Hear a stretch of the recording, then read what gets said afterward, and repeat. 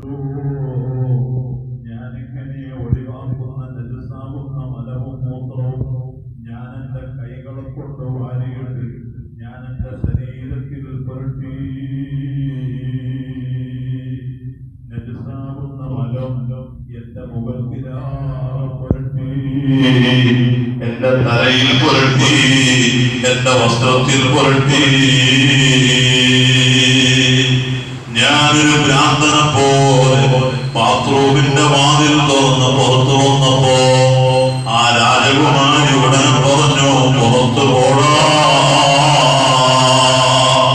നീ യഥാർത്ഥ ബുദ്ധിയുള്ളവനല്ല, നീ ഭ്രാന്തനാണ്, നിന്നെ എനിക്ക് വേണ്ട, എന്റെ ആവശ്യങ്ങൾ നിറവേറ്റാൻ നിന്നെ പറ്റൂല എന്ന് പറഞ്ഞു ആ വീട്ടിൽ നിന്ന് എന്നെ പുറത്താക്കി.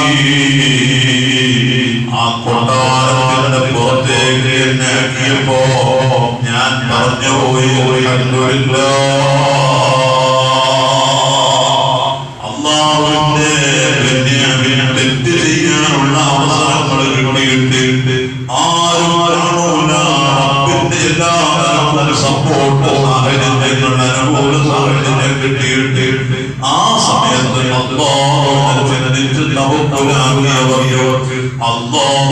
വലിയ കൊടുക്കോ. ആ മിസ്കി എന്ന് പറയുന്ന മനുഷ്യൻ പറയാ, കൊട്ടാരത്തിൽ നിന്ന് ഞാനിങ്ങനെ നടന്നു പോകുമ്പോ ഒരു ചെറിയ അരുവി കാണുന്നു, ഒരു തോട് കാണുന്നു, എല്ലാ ചാച്ചോടും നമുക്ക് കിട്ടിയിട്ട്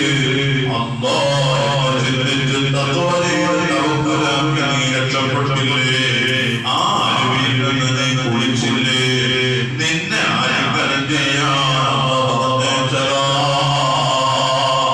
എന്നും പറഞ്ഞ എന്നെ ഒന്ന് കെട്ടിപ്പിടിച്ചു. ഉറക്കിൽ ഞാൻ ചാടിയെടുന്നേരുമ്പോ എന്റെ ശരീരം ആസ്വദിക്കുന്നു. പിന്നെ എത്രയോ കൊല്ലങ്ങളായി എന്റെ ശരീരത്തിൽ നിന്ന് മിസ്കിന്റെ വാസന പോയിട്ടേ ഇല്ല. അന്ന് മനാമിൽ ജീവിതത്തിൽ വന്നു എന്നെ ആലിംഗനം ചെയ്തതാ എന്ന് പറയുന്ന സംഭവം കേട്ടോ സഹോദരങ്ങളെ. അല്ലാഹുവിന്റെ ദുനിയാവിൽ ജീവിക്കുമ്പോ റമദാനാണ്, പട്ടിണികളെന്ന് നമ്മുടെ മുന്നിൽ അല്ലാഹു ചിന്തിച്ചു കഴിയുമ്പോ 2 ദിവസം കഴിഞ്ഞാൽ റമദാൻ നമ്മോട് ഇവിടെ പറയും, അന്ന് നമ്മുടെ വയറ് ഫുള്ളാവും. അപ്പോൾ ഇബ്ലീസിന്റെ കെണിവലകൾ നമ്മിലേക്ക് വരും. അന്നും ചിന്തിക്കണം, ഒരു മാസക്കാലം റബ്ബിന്റെ പ്രിയതയ്ക്ക് വേണ്ടി നോമ്പ് ഭാഗമാകട്ടെ ഈ ശരീരം കൊണ്ട്. ഇല്ല, ഞാനൊരു തെറ്റ് ചെയ്യൂല.